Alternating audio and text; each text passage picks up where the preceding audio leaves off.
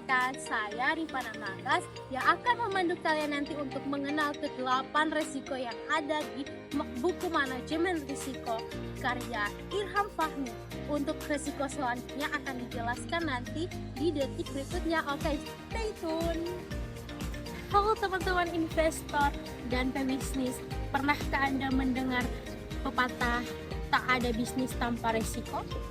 Yaps, itu benar sekali. Tapi risiko itu bukan untuk ditakuti, melainkan untuk dikelola. Sebelumnya, perkenalkan, saya Rifana Manggas dengan NIM 93142301 dan ada teman saya lagi yang bernama Gede Yoga yang akan menjelaskan tentang ke-8 risiko ini. Oke, kita ke risiko yang pertama, yaitu ada risiko kredit atau risiko gagal bayar. Bayangkan Anda meminjamkan uang ke teman.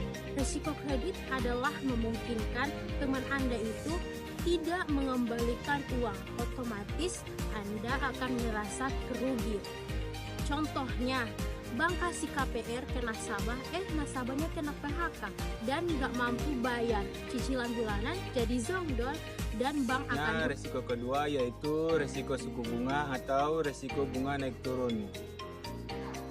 Ini soal biaya pinjaman yang labil. Risiko suku bunga muncul saat pasar keuangan bergejolak.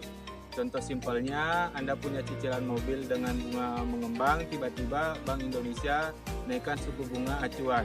Otomatis cicilan bulanan Anda ikut naik drastis.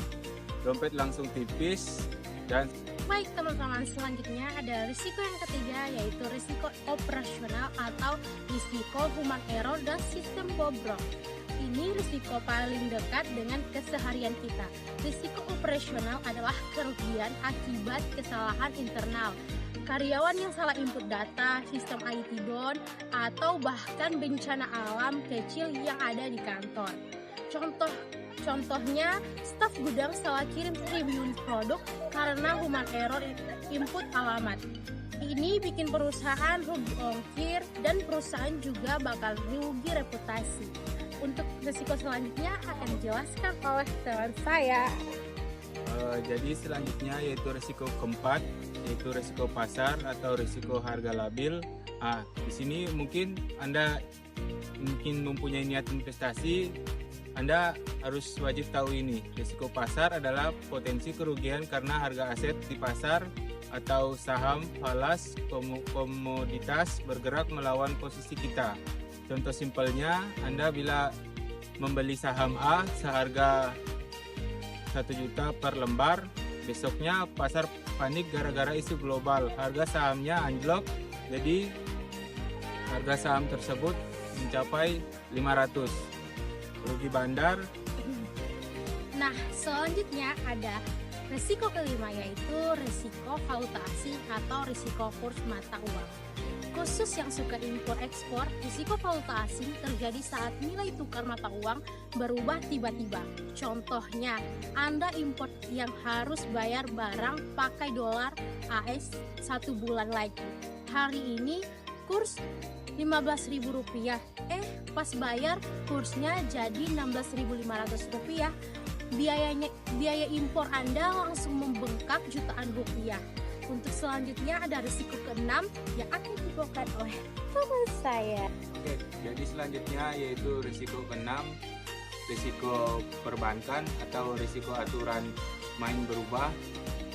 Ini lebih ke sisi manajemen bank secara makro. Risiko perbankan mencakup kepatuhan terhadap regulasi dan menjaga kesehatan bank secara keseluruhan. Contoh simpelnya, Otoritas Jasa Keuangan atau OJK bikin aturan baru yang super ketat, bikin bank harus rombak total sistem mereka dan mengeluarkan biaya besar untuk patuh, dan selanjutnya akan dijelaskan. Baik, selanjutnya ada risiko yang ketujuh, yaitu risiko likuiditas atau risiko kehabisan uang tunai. Punya banyak aset tapi nggak punya uang tunai? hati-hati, risiko likuiditas ini ketidakmampuan perusahaan memenuhi kewajiban jangka pendeknya seperti gaji, utang jatuh tempo secara cepat. Contohnya, perusahaan properti punya gedung miliaran, tapi nggak bisa bayar gaji karyawan bulanan. Ini karena dananya semua terikat di proyek jangka panjang dan ikut terseret. Untuk risiko selanjutnya, mungkin dari kalian penasaran risiko yang terakhir, yaitu risiko ke-8, itu risiko fraud atau risiko kecurangan atau penipuan.